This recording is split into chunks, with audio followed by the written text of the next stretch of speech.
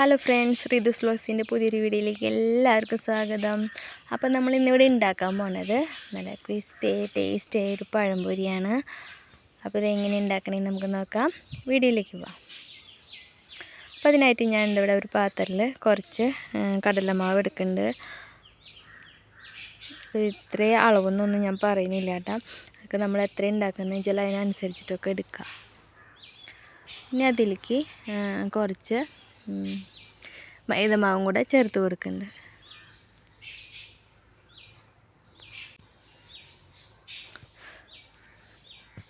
മൈദമാവ് ഞാനിപ്പോൾ ഒരു 3-4 ടീസ്പൂൺ ചേർത്ത് കൊടുത്തിട്ടുണ്ട്. രണ്ടും ഒരേ അളവിൽ വേണമെങ്കിൽ എടുക്കാം, അല്ലെങ്കിൽ മൈദമാവ് ഇത്തിരി കൂടുതൽ എടുക്കുക, എങ്ങനെയാലും എടുക്കാം കേട്ടോ.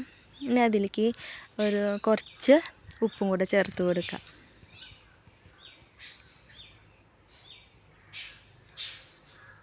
ഇനി അതിലേക്ക് പഞ്ചസാര ചേർത്ത് കൊടുക്കുക. ഞാനിപ്പോൾ ഇവിടെ കുറച്ച് പഞ്ചസാര ചേർത്ത് കൊടുക്കണുള്ളൂ. എന്ന് വെച്ചാൽ പഴം നല്ലോണം പഴുത്തിട്ടുണ്ട്, നല്ല മധുരമുണ്ട്. അപ്പോൾ അതനുസരിച്ചിട്ട് ഞാൻ കുറച്ച് പഞ്ചസാര ചേർത്ത് കൊടുക്കണുള്ളൂ. നിങ്ങളിപ്പോൾ മധുരം എത്ര വേണമെന്ന് വെച്ചാൽ അതിനനുസരിച്ചിട്ട് 1, 2, 3 ടീസ്പൂണൊക്കെ ചേർത്ത് കൊടുക്കുക. ഇതിലേക്ക് കുറച്ച് മഞ്ഞൾപ്പൊടിയും കൂടെ ചേർത്ത് കൊടുക്കുക, ഒരു കളറിന് വേണ്ടിയിട്ട്. പിന്നെ കളർ ചേർക്കണവർക്ക് അത് ചേർക്കുക. ഞാനിപ്പോൾ ഇവിടെ മഞ്ഞൾപ്പൊടിയാണ് ചേർത്ത് കൊടുക്കുന്നത്. ഇത് നന്നായി ഒന്ന് മിക്സ് ചെയ്തെടുക്കുക.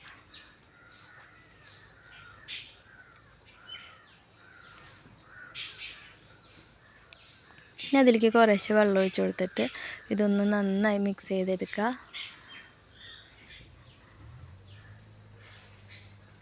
മാവ് നല്ലോണം ലൂസാവാൻ പാടില്ല, എന്നിട്ട് നല്ലോണം കട്ടിയാവാനും പാടില്ല കേട്ടോ.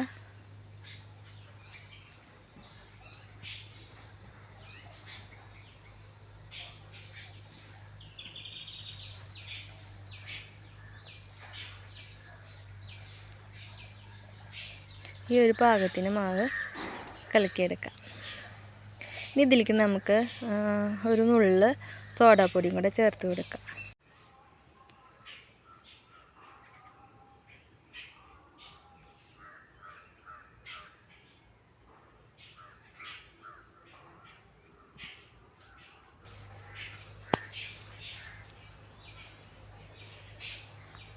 ഇത് നന്നായി ഒന്ന് മിക്സ് ചെയ്തെടുക്കുക. അപ്പോൾ നമ്മുടെ മാവ് ഇവിടെ റെഡി ആയിട്ടാണ്. ഇനി നമുക്ക് പഴം ഒന്ന് നുറുക്കിയെടുക്കാം. അപ്പോൾ ഇവിടെ നല്ലോണം പഴുത്ത പഴയതുകൊണ്ട് ഞാൻ നീളനെ ഇങ്ങനെ എടുക്കണില്ല. എന്നുവെച്ചാൽ അതപ്പം നടുങ്ങനെ പൊട്ടി പോകണം. അപ്പം ഞാൻ നടു കട്ട് ചെയ്തിട്ട് ചെറിയ ചെറിയ കഷ്ണങ്ങളാക്കിയിട്ട് എടുക്കണം കേട്ടോ.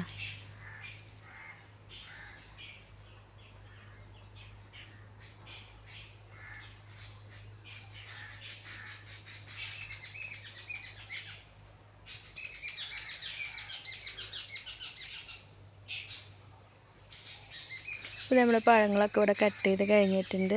ഇനി നമുക്കിത് പൊരിച്ചെടുക്കാം. അപ്പോൾ ഇത് ഓയിൽ നന്നായി ചൂടായി വന്നിട്ടുണ്ട്. അപ്പോൾ തീ ഒന്ന് കുറച്ചിട്ട് ചെറുതാക്കി വെച്ചിട്ട് അതിലേക്ക് നമുക്ക് പഴം ഓരോന്നായിട്ട് ഇട്ട് കൊടുക്കാം.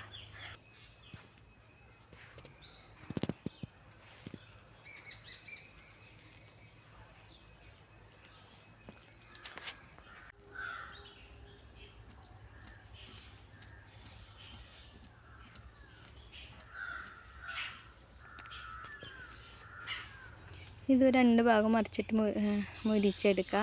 അധികം വേവൊന്നും വേണ്ട കേട്ടോ. അത് നല്ല പഴുത്ത പഴയതുകൊണ്ട് ചെറുതായി ഒന്ന് ഇങ്ങനെ മുരിഞ്ഞ് കിട്ടിയാൽ മതി. ഇപ്പോൾ നമ്മുടെ പഴംപൊരി ഇവിടെ റെഡി ആയിട്ടുണ്ട്. ഇനി നമുക്കിത് പാത്രത്തിലേക്ക് മാറ്റാം.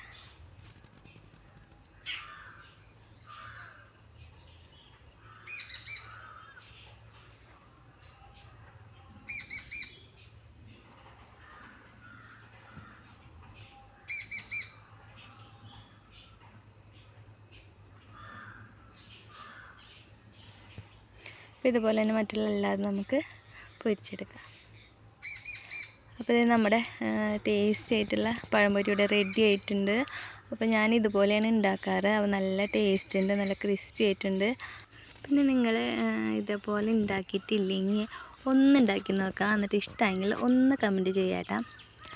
അപ്പോൾ നമ്മുടെ ഇന്നത്തെ റെസിപ്പി നിങ്ങൾക്ക് ഇഷ്ടമായി എന്ന് വിചാരിക്കുന്നു. ഇഷ്ടമെങ്കിൽ ലൈക്ക് ചെയ്യാനും ഷെയർ ചെയ്യാനും പിന്നെ കമൻറ്റ് ചെയ്യാനും മറക്കരുത്. പിന്നെ എന്താണെന്ന് വെച്ചാൽ നിങ്ങൾ ഈ ചാനൽ ആദ്യമായിട്ട് കാണുന്ന കൂട്ടുകാരാണെങ്കിൽ കൂടെ ഒന്ന് സബ്സ്ക്രൈബും ചെയ്തോളൂ കേട്ടോ. അപ്പോൾ പുതിയൊരു റെസിപ്പി ആയിട്ട് നമുക്കിനി അടുത്ത വീഡിയോയിൽ കാണാം. Thank you. ബൈ.